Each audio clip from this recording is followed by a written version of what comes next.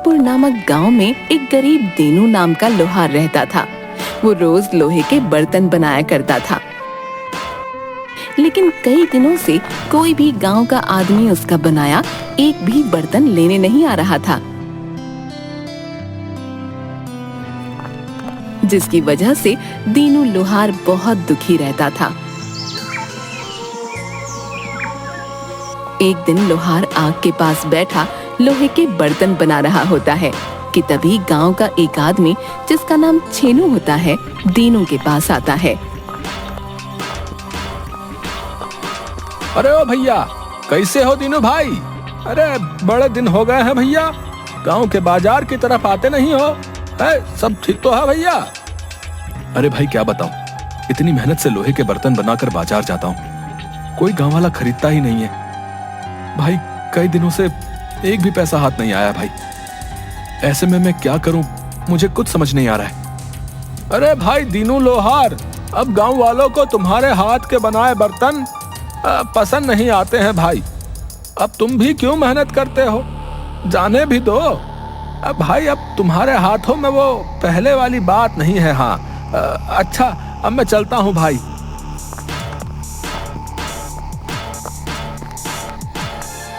दीनू ये सुनकर बहुत दुखी हो जाता है कि तभी वहाँ दीनू की पत्नी आती है। अजी सुनिए ना, आखिर आप लोहे के बर्तन बनाने का काम छोड़ क्यों नहीं देते? कोई मुनाफा तो होता है नहीं, यहाँ तक कि अब तो गांव वाले भी आपके बनाए बर्तन नहीं खरीदते। अब आप ही बताओ ना, ऐसे में हम खाएंगे क्या?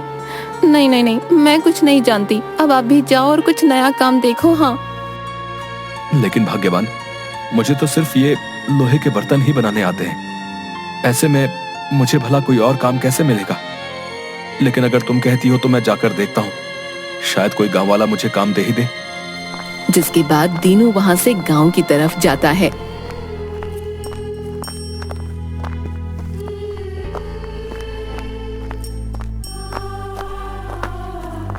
कि तभी उसे रास्ते में एक बूढ़ा जिसके साथ में बकरी होती है दिखाई देते हैं। अरे ओ बेटा, मैं दूसरे गांव से आया हूँ। मेरे साथ मेरी 2 बकरियां थी, मैं इन्हें मेले से लेकर आ रहा था, तो मेरी एक बकरी भागते हुए यहाँ आ गई भाई। मेरी मदद करो, न जाने मेरी बकरी कहाँ चली गई। अरे बाबा, तुम बिल्कुल भी दुखी मत हो, मैं तुम्हारी बकरी ढूंढने में मदद करता हूँ। तभी दोनों गांव में बकरी ढूंढने लगते हैं।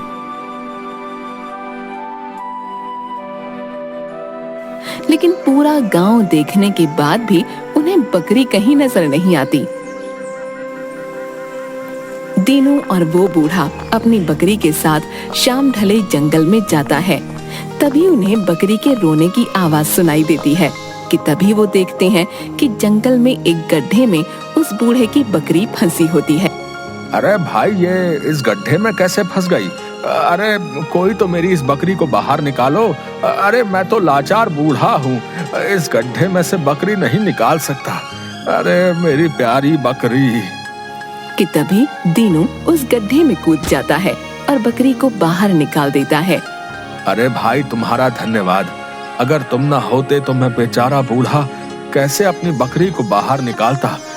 तुम बहुत ही अच्छे हो भाई, क्या मैं किसी तरह से तुम्हारी मदद कर सकता हूँ? दीनू लोहार उस बूढ़े को सारी बात बताता है।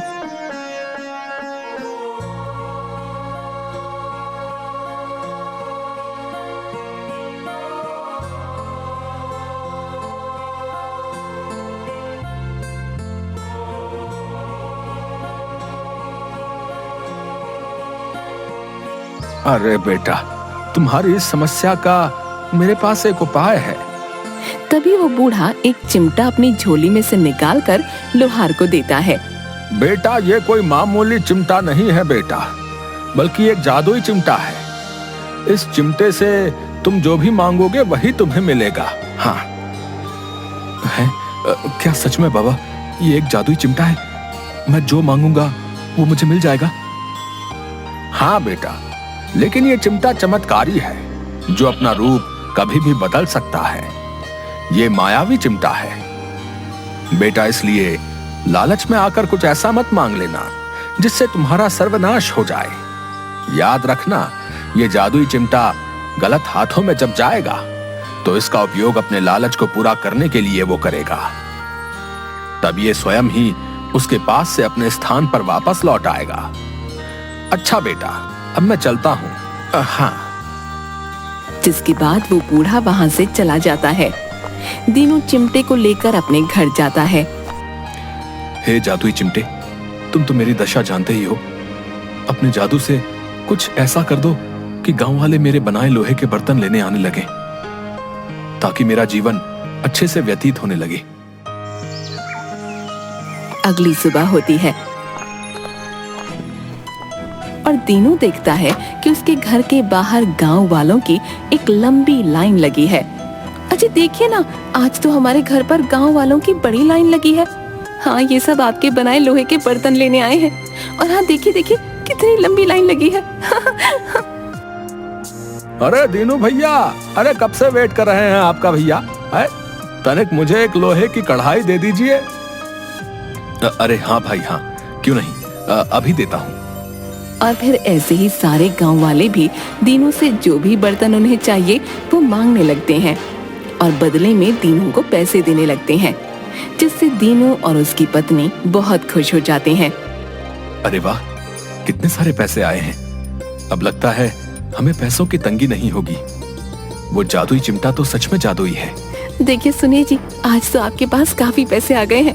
अब मैं तो चाहती हूँ कि आप रोज ज्यादा मेहनत करके खूब सारे लोहे के बर्तन बनाया कीजिए। हाँ, ताकि हम जल्दी से अमीर हो जाएं। हाँ हाँ भाग्यवान, जैसा तुम चाहती हो वैसा ही होगा। मैं खूब मेहनत से लोहे के बर्तन बनाऊंगा। अगली सुबह फिर से दीनू के घर के बाहर एक लंबी लाइन लगी होती है। दीनू फिर से गांव वालों को बर्तन देता है कि तभी वहाँ छेनू आता है, जो दीनू से चिमटा लेकर गया था। वो ये देखकर बहुत हैरान हो जाता है कि दीनू के घर के बाहर गांव वालों की इतनी लंबी लाइन लगी है। अरे भैया, अभी कुछ रोज पहले पास से गुजर रहा था, तब तो ये दीनू लोहार रो रहा था कि मेरे पास अब कोई गांव वाला बर्तन लेने नहीं आता। और देखो भैया, यहाँ तो गांव वालों की बड़ी लंबी तादाद है। लगता है कोई जादू की पोटली हाथ आ गई है। इस दीनू लोहार के हाथ है, कुछ समझ नहीं आ रहा है भाई। तभी वो छेनू दीनू के पास आता है और दीनू से कहता है, अरे ओ दीनू भैया, क्या भैया तुम्हारी तो काया ही पलट गई भाई है। अब देखो तो जरा, सब गांव वाले बर्तन लेने तुम्हारे ही पास आ रहे हैं भैया। हाँ हाँ भाई, अब ऊपर वाले की मर्जी है, कभी धूप तो कभी छाया। तभी वहाँ दीनू की पत्नी जादुई चिमटा अपने हाथ में लेकर आती है और दीनू से, अजी देखे ना, ये इतना सुंदर और चमकदार चिमटा मुझे हमारे घर में से मिला। आखिर इसे यहाँ कौन लेकर आया होगा जी? अरे अरे भाग्यवान, ये मेरा चिमटा है और आइंदा इस चिमटे को कभी हाथ मत लगाना, समझी? लाओ, दो मुझे मेरा चिमटा। छेनू को दीनू की ये सब बातें काफी अजीब लगती हैं। अरे ये चिमटा देखने में इतना सुंदर और चमकदार लग रहा है, लगता है ये कोई मामूली चिमटा नहीं है। हाँ, जरूर इस चिमटे ने ही कुछ किया होगा, तभी ये दीनू अपनी पत्नी को भी इसे छूने नहीं देता है। अच्छा बच्चू, तो ये बात है। अब देख मैं कैसे मजा चखाता हूँ तुझे। हाँ।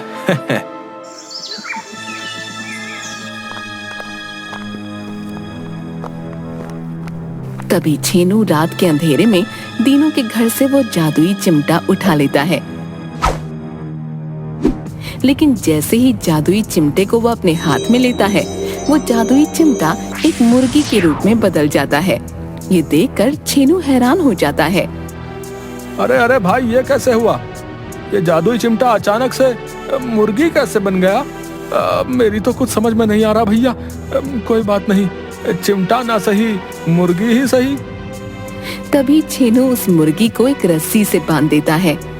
नहीं नहीं, मैं तुझे ऐसे नहीं जाने दूंगा। हाँ, मुझे ये तो समझ आ गया है कि तू कोई साधारण चीज नहीं है।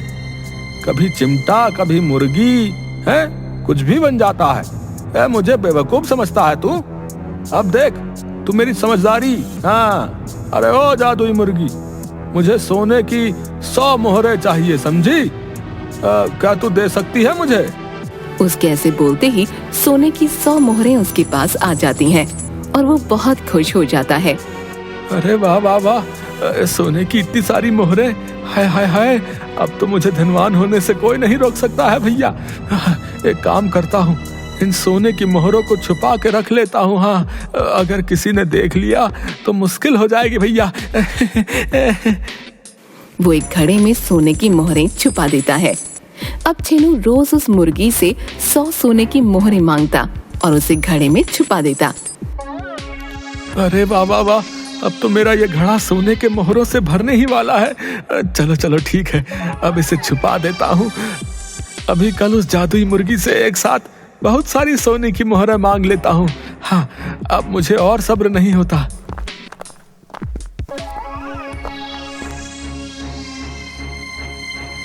हे भगवान, मेरा जादुई चिमटा किसी ने चुरा लिया। अब मैं क्या करूं? जिसने भी चिमटा चुराया हो, बस इसका गलत इस्तेमाल ना करे, नहीं तो उसका सर्वनाश तय है। कृपा करना ईश्वर। आप इतने परेशान क्यों हैं? क्या हुआ बताइए ना। अब तो हमारा काम भी अच्छा चल रहा है। भाग्यवान, काम तो ईश्वर की दया से सही है, लेकिन उस दिन जिस चिमटे के बारे में तुम पूछ रही थी, वो एक जादुई चिमटा था। उसके बाद दीनू सारी बात पत्नी को बताता है। आप सही बोल रहे हैं, उस चिमटे का बस गलत इस्तेमाल ना हो। मुझे तो भैया पर शक है, क्योंकि उस दिन चिमटे की बात सुनकर वो कुछ अचंभित लग रहे थे। अगली सुबह छेनू फिर से उस मुर्गी से 100 सोने की मोहरें मांगता है, लेकिन इस बार मुर्गी एक भी सोने की मोहर नहीं देती। अरे आखिर इस जादुई चिमटे की बनी मुर्गी को हो क्या गया भाई? आज एक भी सोने की मोहर नहीं दे रही है। ए जादुई मुर्गी, मुझे सोने की मोहरें चाहिए। हाँ, ऐसा छेनू कई बार बोलता है, लेकिन मुर्गी एक भी मोहर नहीं देती, जिसकी वजह से छेनू को बहुत गुस्सा आ जाता है। अच्छा, तो तू ऐसे नहीं मानेगी। अभी बताता हूँ तुझे कैसे नहीं देगी मुझे सोने की मोहरें। रुक तू, मैं तेरे अंदर से सारी सोने की मोहरें निकाल लूंगा। हाँ,